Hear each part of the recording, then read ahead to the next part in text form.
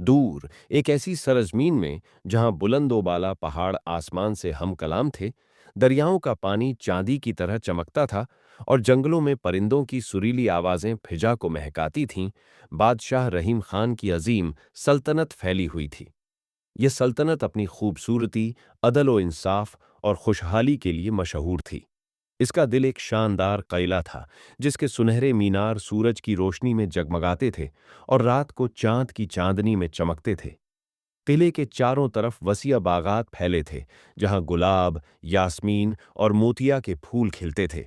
चश्मों का पानी गुनगुनाता था और हवा में ऊद और अंबर की खुशबुएं बिखरती थीं। किले की दीवारों पर रंगीन नखटखाशी थी, जो पुराने बादशाहों की बहादुरी और नेकी की दास्तानें बयान करती थीं। बादशाह रहीम का बेटा यूसुफ एक खूबसूरत, बहादुर और नेक दिल शहजादा था। उसकी गहरी स्याह आंखों में हिकमत की चमक थी और उसकी मुस्कुराहट रियाया के दिलों को गर्म कर देती थी। यूसुफ न सिर्फ तलवारबाजी, तीरंदाजी और घुड़सवारी में माहिर था, बल्कि उसका दिल हमदर्दी, इंसाफ और ईमान से भरा था। वह गरीबों की मदद करता, यतीमों को सरपरस्ती देता और हर मुश्किल में अपने वालिद के लिए एक मजबूत सहारा था। वह अक्सर अपने वालिद के साथ दरबार में बैठता, जहां वह लोगों के मसाइल सुनता और इंसाफ के फैसले करता। उसकी आजिजी और नर्म मिजाजी ने रियाया के दिलों में उसकी इज्जत बढ़ा दी थी। यूसुफ की नेकी की दास्तानें दूर दूर तक फैली थीं और लोग उसे मुस्तकबिल का आदिल बादशाह समझते थे। लेकिन यूसुफ की मां मल्लिका नूर, जो एक रहमदिल, अक्लमंद और गहरे ईमान वाली औरत थीं, उसके बचपन में ही इंतकाल कर गई थीं। इस नुकसान ने यूसुफ के दिल में एक गहरा खला छोड़ दिया। फिर भी उसने अपनी मां की नेकी, दुआओं और सब्र को अपने किरदार में समो लिया। मल्लिका नूर ने यूसुफ को एक पुरानी दुआई किताब दी थी, जिसमें दुआएं, हिकमत के मोती और ईमान की तालीमात लिखी थीं। यूसुफ उस किताब को अपने सीने से लगाए रखता और मुश्किल वक़्त में उससे रहनुमाई लेता। रातों को वह अपनी मां की याद में दुआएं मांगता, जो उसे हिम्मत, सब्र और इस्तिकामत देती थीं। बादशाह रहीम ने अपने मशविरों के इसरार पर एक नई मलिका, आमना, से शादी कर ली। आमना खूबसूरत थी, लेकिन उसका दिल हसद, खुदगर्जी और ताकत की हवस से भरा था। उसके बाल सियाह रेशम की तरह चमकते थे और उसकी आंखों में एक अजीब सी चमक थी, लेकिन उसकी मुस्कुराहट सर्द और मसनूई थी। जब उसका बेटा साद पैदा हुआ, तो उसकी यूसुफ से नफरत एक जहरीले सांप की तरह फैलने लगी। साद एक कमजोर, खुदगर्ज और मगरूर लड़का था, जो अपनी मां की तरह ताकत का भूखा था। उसमें यूसुफ की नेकी, बहादुरी या आजिजी ना थी। आमना साद को तख्त पर बिठाना चाहती थी और यूसुफ उसके ख्वाब की सबसे बड़ी रुकावट था। मल्लिका आमना रात दिन यूसुफ को हटाने के मंसूबे बनाती। हर सुबह वह अपने अजीम आईने के सामने खड़ी होती, जो सोने के फ्रेम में जड़ा था और जिसकी सतह पर परासरार नक्श ओ निगार बने थे। वह आईने में अपनी खूबसूरती को देखती और अपने बेटे के मुस्तकबिल के ख्वाब सजाती, लेकिन यूसुफ की मकबूलियत और नेकी उसके दिल में कांटों की तरह चुभती थी। एक शाम, जब सूरज ढल रहा था और कगिले के बागात पर सुनहरी रोशनी फैल रही थी, वह चुपके से किले के पिछले हिस्से की तरफ गई। वहां एक पुरानी झोंपड़ी थी, जो घने दरख्तों के साए में छिपी थी।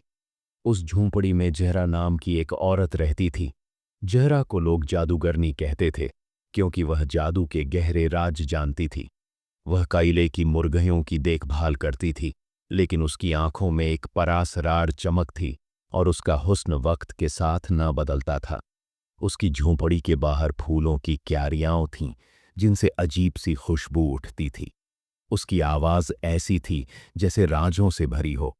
कोई ना जानता था कि वह जवान है या बूढ़ी, लेकिन उसकी मौजूदगी से हर कोई खौफजदा होता था। जहरा की झोंपड़ी के अंदर एक पुराना संदूक था, जिसमें जादुई किताबें, अजीब और गरीब अशिया और एक परासरार आईना रखा था, जो कहा जाता था कि मुस्तकबिल की झलकियां दिखाता है। झोंपड़ी की दीवारों पर जादुई तावीज़ात लटक रहे थे और एक छोटी सी मेज पर जादुई जड़ी बूटियां और शरबत की शीशियां रखी थीं। जहरा, मलिका ने धीमी आवाज में कहा, जैसे कोई राज खोल रही हो, मैं यूसुफ से छुटकारा पाना चाहती हूँ। कोई ऐसी चाल बताओ कि वह कभी वापस ना आ सके। जहरा ने अपनी गहरी आंखों से मलिका को देखा और मुस्कुराई। उसकी मुस्कुराहट में एक अजीब सी चालाकी थी। मैं तुम्हारी मदद कर सकती हूं, उसने कहा, लेकिन इसकी कीमत है। मुझे इतनी ऊन चाहिए कि जब मैं अपना हाथ कुल्हे पर रखूं तो उस खला को भर दे, और इतना लाल गेहूं चाहिए जो मेरी तकली से बने सुराख को भर सके। मल्लिका ने इसे मामूली मांग समझा। अगले दिन उसने 20 गाड़ियां ऊन और 20 गाड़ियां लाल गेहूं झरा की झोंपड़ी तक पहुंचाईं। घोड़ों की टापों की आवाज, गाड़ियों के पहियों की घरघराहट और गाड़ी बानों के कोड़ों की चटक से फजा गूंज उठी। लेकिन झारा ने अपने जादू से एक अजीब खला बनाया, जो उसके बाजू और जिस्म के दरमियान पैदा हुआ। ये खला एक गहरी खाई की तरह था और सारी ऊन उसमें समा गई। फिर उसने अपनी तकली से एक सुराख बनाया, जो उसके भाई के करीबी घर की छत में था। जब तक घर गेहूं से न भर गया, सुराख बंद न हुआ। मलिका हैरान रह गई, लेकिन उसने मुआवजा अदा कर दिया। उसे यकीन था कि जहरा की चाल यूसुफ को हमेशा के लिए खत्म कर देगी।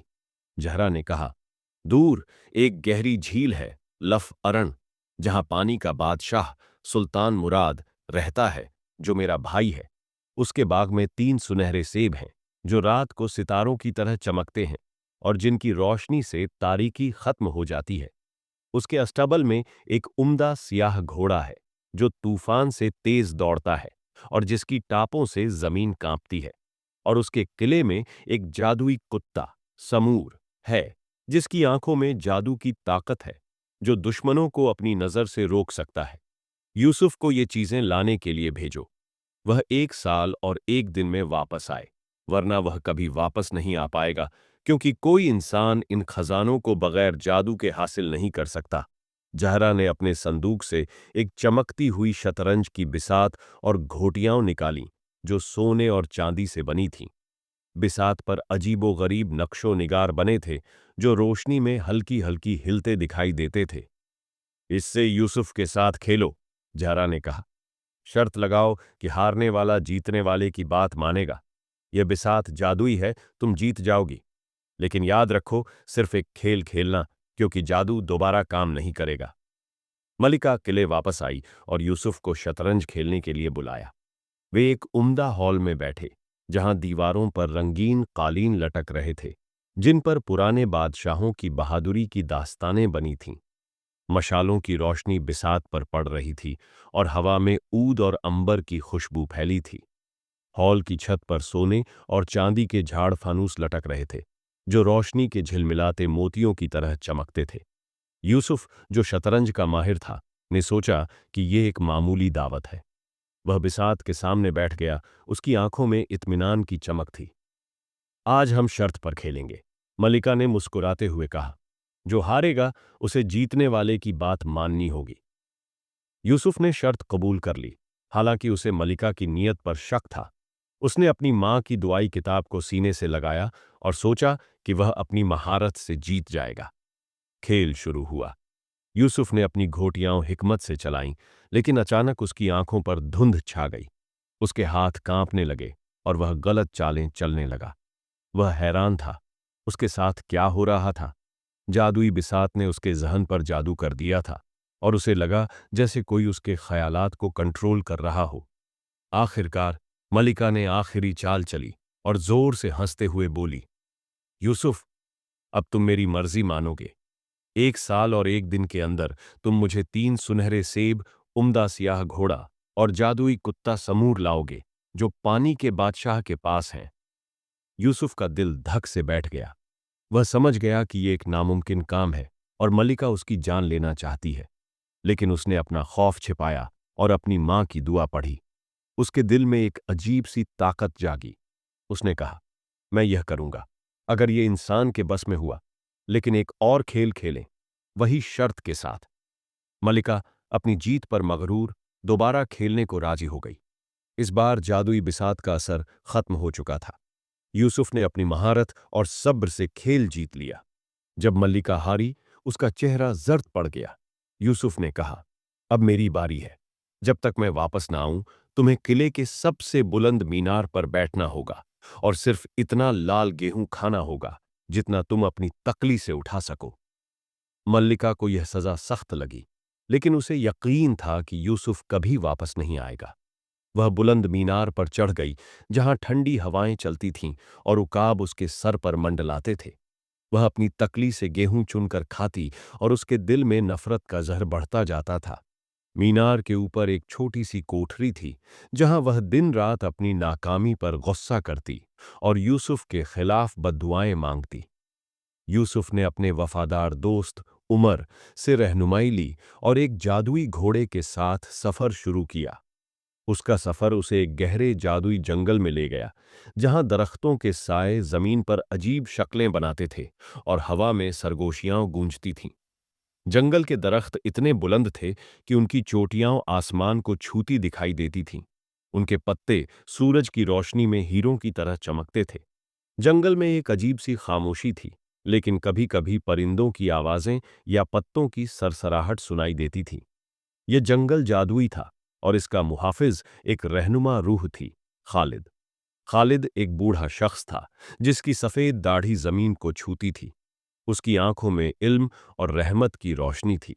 उसने सफेद चादर ओढ़ी थी, जो हल्की हल्की चमकती थी, और उसके हाथ में एक असा था, जिस पर जादुई नक्शो निगार बने थे। खालिद ने यूसुफ को रोका और कहा, ऐ शहजादे, यह जंगल हर मुसाफिर को आजमाता है। अगर तुम सच्चे दिल से अपना मकसद बताओगे तो मैं तुम्हें रास्ता दिखाऊंगा।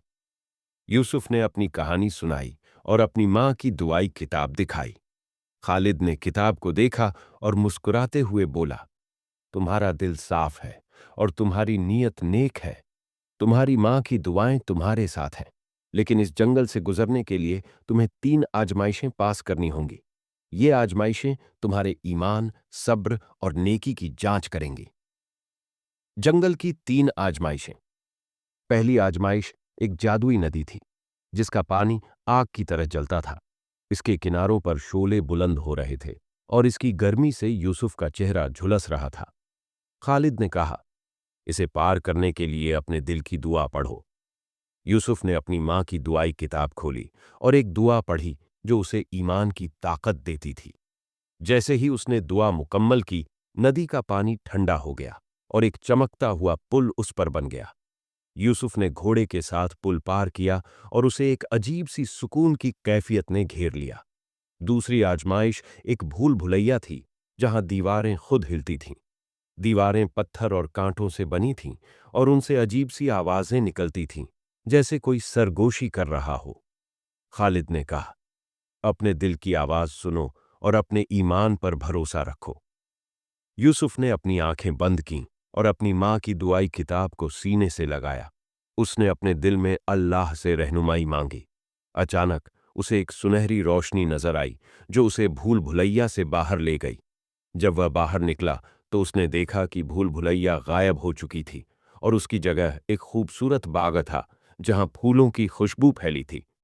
तीसरी आजमाइश एक उम्दा साये का दैत्य था, जो जंगल का मुहाफिज था। दैत्य की आंखें आग की तरह चमकती थीं और उसका जिस्म साए और धुएं से बना था। उसकी आवाज गरज की तरह गूंजती थी और उसके हाथों से शोले निकलते थे। खालिद ने कहा, इसे अपनी तलवार से नहीं, अपनी नेकी से हराओ। यूसुफ ने अपनी तलवार म्यान में रखी और दैत्य से कहा, मैं नेकी और इंसाफ के लिए लड़ता हूं। मेरा मकसद अपनी सल्तनत और अपने लोगों की हिफाजत है। अगर तेरा दिल सच्चा है तो मुझे गुजरने दे। दैत्य ने यूसुफ की आंखों में झांका और उसकी नेकी देखी। उसकी आग वाली आंखें नर्म पड़ गईं और वह एक तरफ हट गया। तेरा दिल पाक है शहजादे, दैत्य ने कहा। जा और अपना मकसद पूरा कर। यूसुफ एक जादुई गेंद की रहनुमाई से लफ अरण झील तक पहुंचा। झील का पानी सियाह था, जैसे रात उसमें समा गई हो। इसकी सतह पर हल्की हल्की लहरें उठती थीं और इसके किनारों पर अजीबो-गरीब पौधे उगे थे, जिनके पत्ते चमकते थे। अब क्या करूं? यूसुफ ने कहा। हम डूब जाएंगे। मुझ पर भरोसा रखो मेरे आंखा, घोड़े ने जवाब दिया। यूसुफ ने खालिद का दिया हुआ तावीज़ मजबूती से पकड़ा और अपनी मां की दुआई किताब से एक दुआ पढ़ी। तावीज़ चमका और झील का पानी 2 हिस्सों में बंट गया, जैसे कोई पर्दा उठ गया हो। घोड़ा झील में कूद पड़ा और यूसुफ उसके साथ था। वे एक खूबसूरत चरागाह में पहुंच गए, जहां झील उनके ऊपर आसमान की तरह थी और सूरज की रोशनी पानी से छनकर जमीन पर पड़ रही थी। चरागाह में रंगीन फूल खिले थे और परिंदों की आवाजें गूंज रही थीं। यूसुफ और घोड़ा बिल्कुल सूखे थे। यूसुफ सुल्तान मुराद के किले तक पहुंचा, जहां उसने अपने घोड़े की कुर्बानी दी। वह घोड़ा एक जादुई शहजादा था, जैद। जैद ने यूसुफ को गले लगाया और कहा, तुमने मुझे आजाद कराया, अब मेरे साथ चलो। सुल्तान मुराद तुम्हारा इस्तकबाल करेगा। सुल्तान मुराद ने यूसुफ का शानदार इस्तकबाल किया। उसने 3 सुनहरे सेब, उम्दा सियाह घोड़ा और जादुई कुत्ता समूर उसे दे दिया। यूसुफ ने जहरा से मुलाकात की, जो सुल्तान मुराद की बहन थी। जहरा ने इकरार किया कि उसने यह सब अपने भाई की हिफाजत के लिए किया था, क्योंकि एक पुराना जादू सुल्तान मुराद के किले को खतरे में डाल रहा था। यूसुफ की नेकी ने उसका दिल जीत लिया और वह उसकी मदद के लिए राजी हो गई। यूसुफ सियाह घोड़े पर सवार हुआ, सेब और समूर साथ लेकर वापस आया। मलिका आमना मीनार पर बैठी थी। उसने यूसुफ को देखा और गुस्से से चीखकर गिरकर हलाक हो गई। यूसुफ ने जहरा से शादी की और उनकी शादी में सुल्तान मुराद, जैद और अन्य शरीक हुए। यूसुफ और जहरा ने सल्तनत को इंसाफ से चलाया और हमेशा खुश रहे। यह कहानी हमें सिखाती है कि अगर हमारा दिल सच्चा हो, नीयत साफ हो और हम अपने वालिदैन की दुआओं और तरबियत को याद रखें, तो दुनिया की कोई ताकत, कोई जादू और कोई साजिश हमें नुकसान नहीं पहुंचा सकती। नेकी, सब्र और इंसाफ हमेशा जीतते हैं।